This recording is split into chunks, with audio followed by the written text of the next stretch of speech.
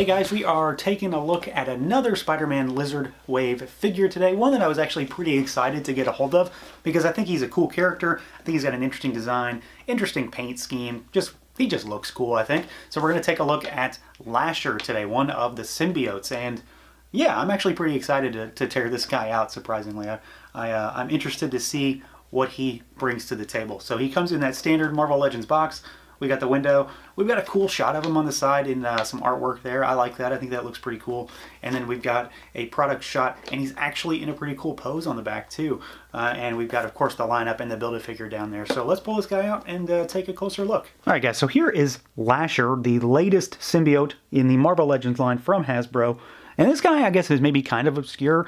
I know who he is, but he's not really prevalent. He was around back in the 90s in the Venom comic book. He actually gets his name, I believe, from a Toy Biz figure. In the comics, when he was first introduced, he wasn't named. And then they named him officially in a Carnage book a few years back. But I believe he's currently a dog. I don't think he's a human. I think the symbiote is in a dog now. I think so, anyway. So he was kind of created in the 90s as one of like the Venom children. He's kind of related in that way to Scream and Toxin and some of those other kind of weird looking multicolored symbiotes. So this guy's the green one, basically. He is a huge amount of parts reuse as far as his figure goes. He obviously has these tentacles, tendrils. I don't know if those are reused or not. I'm not really sure. I would assume they're not. And then he has bare feet instead of, kind of booted feet. So they're from something, I'm sure. I doubt they're new for this guy. But his body is mostly the, I believe it is the Pizza Spider-Man body. And then the head is from the Black Suit Spider-Man, I believe. So I guess it's all the Black Suit Spider-Man, because that's the same thing, I believe. Someone will correct me if I'm wrong, I'm sure. Please do. But as far as the figure goes, I think he's pretty cool looking. These tentacles, the tendrils are interesting. They are both cool and cumbersome, though. So we'll do articulation, and I'll show you why. So they are attached to the back. They're just kind of glued on. But the head can swivel up and down, wide range of motion. The arms can go up, and then they swivel, but there's that butterfly joint there, so you have to make sure you're moving the shoulder and not the butterfly. Of course, he does have that butterfly that I just mentioned, which I'm always up for that. I love that style of joint, especially on characters that have that kind of wide range of motion. Bicep swivel, double jointed elbows. He's got hinged and rotating wrists. We do have a crunch, so he can go down, and he can go back. We can knock those tendrils off, and I'm just going to leave them off for now. He does have a waist twist. Legs can only go out so far. Really high kick. And then back a little bit. Thigh cut, double jointed knees. So we can go all the way back there. And then, of course, we've got some rocker and hinge action on those ankles. So for this style of body, it's exactly what you think you're going to get. He's not missing anything, so he does have a wide range of motion, but those tendrils are going to get in the way, and I'm going to show you why.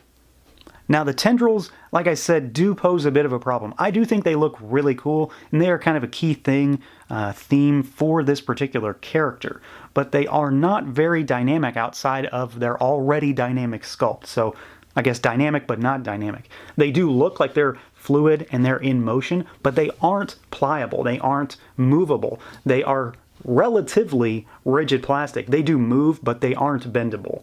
So you're not going to be able to flex them or change them. They're already in a specific shape, and that's how they're going to stay.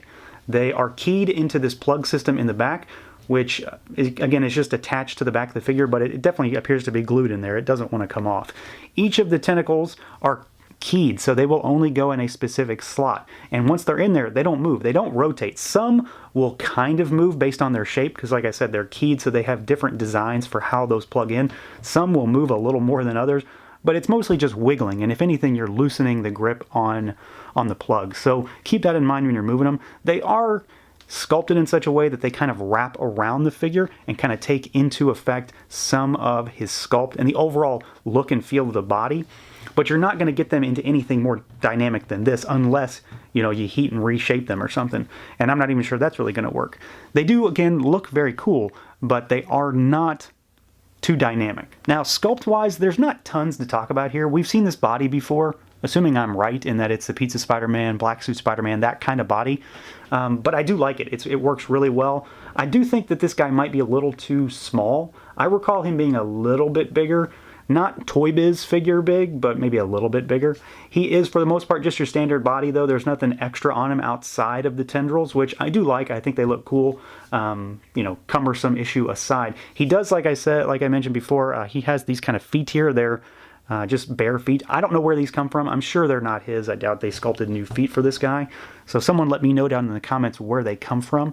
He is molded almost entirely in the color that you see here, and it's kind of a black green color. It's almost that metallic-y, marbly kind of plastic, which I really like. And when it's used well, I think it looks good. And then he has just a little bit of paint. So the body has the green paint on it, and it's almost a matte finish.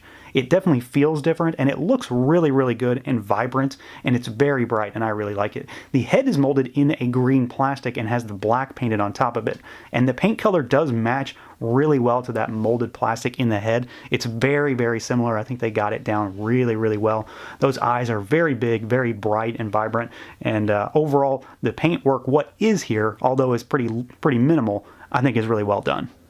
So at the end of the day, I think Lasher here is a pretty good figure. He's not great, he's not bad, he's just a solid figure. I like the metallic type plastic they used, and the paint apps, while minimal, are clean, crisp, and vibrant. He uses a well-articulated body, and the only real downside I have personally is that there isn't much you can do with those tendrils.